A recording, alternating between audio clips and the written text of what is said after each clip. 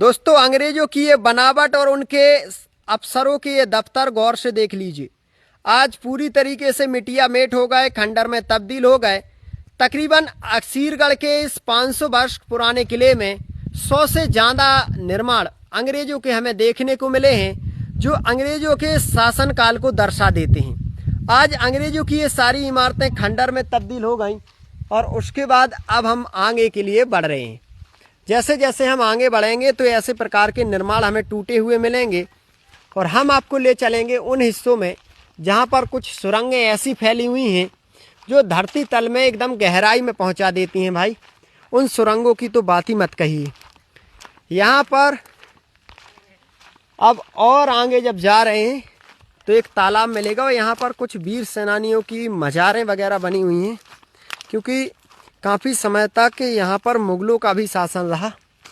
धीरे धीरे बढ़ रहे हैं आगे और इसके नज़दीक की जो दीवारें हैं उन दीवारों तक पहुँचना संभव नहीं है, क्योंकि जहरीले सांप बिच्छू यहाँ होने का खतरा है।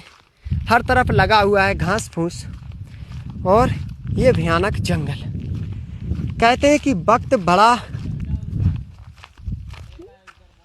घोड़े का मतलब घोड़े बांधने वाला। यहाँ पर भाई एक मिले हैं, उन्होंने बताया कि घोड़े हाथी जहाँ पर बांधे जाते थे वो हिस्सा यहाँ पर है। तो चलिए, कि कौन से रानी महल है भाई, यहीं पर रानी महल है और घोड़े हाथी बांधे जाया करते थे। तो सामने यहाँ पर हम उस हिस्से को देखने के लिए जा रहे हैं।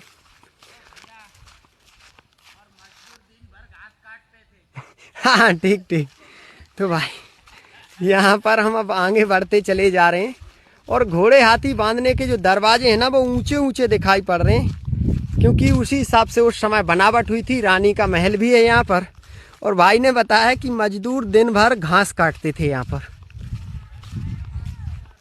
तो यहाँ पर जस्ट सामने ही हम पहुँच रहे हैं और उस समय के जो घोड़े हाथियों के अस्तबल हुआ करते थे ना, वो हमें अब दिखाई पड़ रहे हैं।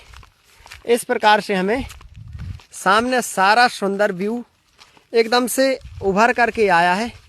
कितना लाजवाब है, सारा कुछ दिखाई पड़ रहा है भाई।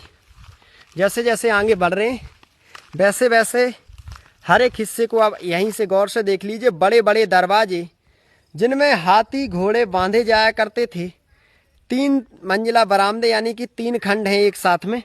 और थोड़ा नज़दीक लेकर चल रहा हूँ, थोड़ा और नज़दीक से पास से देखिए। सामने एक महल भी है जो रानी का महल कहा जाता है। और भाई तकरीबन 150 से 200 कक्ष हैं यहाँ पर अस्तबल के। मतलब बहुत बड़ा साम्राज्य राजा महाराजाओं का यहाँ पर रहा करता होगा।